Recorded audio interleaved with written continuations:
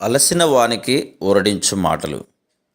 సహోదరుడు భక్తి సింగ్ గారి పరిచర్య నుండి సేకరించిన అనుదిన ధ్యానములు. మే 5. ఒకని కొరకు ఒకడు ప్రార్థన చేయుడి. యాకోబు రాసిన పత్రిక 5వ అధ్యాయము 16వ వచనం. హెబ్రీ పత్రికలో ప్రధాన యాజకుడను పదము మరలా పేర్కొనబడింది.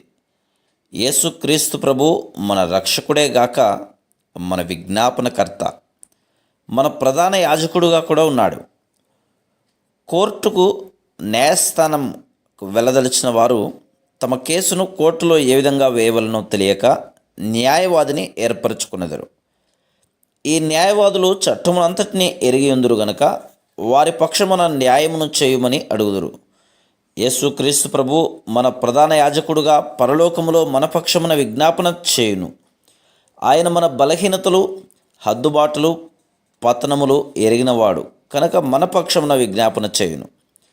మనము క్షమించబడి సమకూర్చబడినట్లు ఆయన మన పాపములను కప్పివేయడు గాని, తండ్రి ఫలానా వారిని క్షమించుము, తన శరీర బలహీనతను బట్టి పాపములో పడెను, ఎవరో అతని మోసగించటం వలన పడిపోయెను, తండ్రి అతని క్షమించుము, తన పాపమును బట్టి అతడు పశ్చాత్తాపడుచున్నాడు, నేను అతనిని నా ప్రశస్త రక్తముతో కొని ఉన్నాను, అతనిని విమోచించి భవిష్యత్తులో అతనికి నేను సహాయము చేసేదను అని ఉత్తరవాదిగా దేవునికి విజ్ఞాపన చేయును.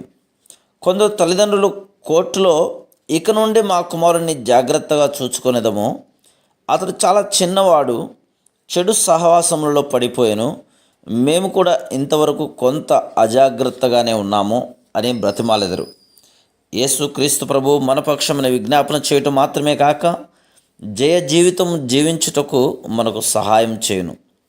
మన శోధనల్లో అధికమైన బలమును మనకు అనుగ్రహించును. ఆయన జతపని వారముగా పాపంలో పడిపోవు వారి కొరకు విజ్ఞాపన చేయుటకు నేర్చుకొనవలను. వారిని శిక్షించి నేరారోపణ చేయుటకు బదులు వారి పక్షమున బ్రతిమాలి విజ్ఞాపన చేసే వారముగా మనం ఉండవలను. ఈ దినములలో విజ్ఞాపన చేయు వారిని కొందరినే కనుగొనుచున్నాం. చాలామంది కథలు వ్యాపింపచేయటంలో జ్ఞానవంతులుగా కనబడుదురు.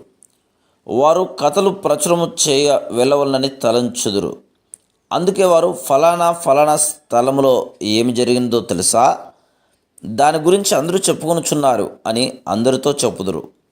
ఆ విషయం ఆసక్తికరంగా ఉన్నట్టుకు దానికి కొంచెము ఉప్పు, మిరియాల పొడి కలుపుదురు. మరియు వారు ఇంటింటికి వెళ్ళి చెప్పుదురు. ఇదే వారి పని. విశ్వాసులముగా మనం ఇతరుల కొరకు విజ్ఞాపనం చేయవలను. మనందరికంటే సాతాను చాలా బలం గలవాడు. నేనేమాత్రము పడిపోను అని ఎవరు చెప్పజాలరు. ఎందుకనైనా అపవాది మిక్కిలి యుక్తి గలవాడు. చిన్న విషయంలో కూడా వాడు మనల్ని మోసగించగలడు. కొన్నిసార్లు స్నానము గదిలో చిన్న సబ్బు ముక్క మీద పొరపాటున కాలు పెట్టి జారిపడి కాళ్ళు విరగొట్టుకున్న వారున్నారు. ఇది చిన్న నిర్లక్ష్యం వలన జరిగిన సంఘటన. అదేవిధంగా సాతాను కూడా మనల్ని చిన్న శోధనలో పడేసి పాపం చేయించును.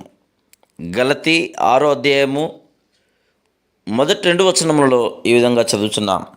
సహోదరులారా, ఒకడు ఏ తప్పిదంలో నేను చిక్కుకుని నేలా ఆత్మ సంబంధులైన మీలో ప్రతివాడు తానును శోధింపబడుదునేమో అని తన విషయమై చూచుకొనుచు సాత్వికమైన మనసుతో అటు వారిని మంచి దారికి తీసుకొని రావాలను. ఒకని భారములనొకడు భరించి ఇలాగూ క్రీస్తు నియమమును పూర్తిగా నెరవేర్చుడి. యేసుక్రీస్తు ప్రభుతో జతపని వారముగా మనము ఇతరుల కొరకు విజ్ఞాపన చేయవలను. యేసుక్రీస్తు ప్రభువే మన పరలోకపు రాజు. కానీ ప్రకటన గ్రంథం 1వ అధ్యాయం 13వ వచనములో ఆయనను మన ఉత్తరవాదిగా, ప్రధాన యాజకునిగా చూస్తున్నాము.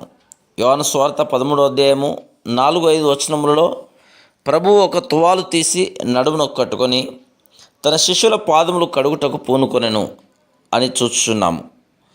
ఆ విధంగా ఆయన శిష్యులకు, వారు తన శిష్యులైనప్పటికీ తన పాదములు కడుక్కొనవలనని జ్ఞాపకము చేయుచున్నాడు. ఈ దుష్టలోకంలో వినుట ద్వారా, చూచుట ద్వారా మనం తప్పక అపవిత్రుల మగుదుమని ప్రభు మనల్ని హెచ్చరించుచున్నాడు. దినమునకు అనేక సార్లు మన చేతులను మనం కడుక్కున్నట్లు మన సమస్త అపవిత్రత నుండి మనల్ని ఎడతెగక కడుక్కుంటకు ప్రభువైన యేసుక్రీస్తు వారు ఇష్టపడుచున్నాడు. నిరంతరము నిలుచు ప్రధాన యాజకుడిగా ఆయన బంగారు దట్టి కట్టుకొని మన పక్షమున విజ్ఞాపన ప్రార్థన చేయుటకు ఇష్టపడుచున్నాడు. ఆయన జతపని వారంగా మనం కూడా అట్టి పరిచర్య చేయవలను. Praise the lord.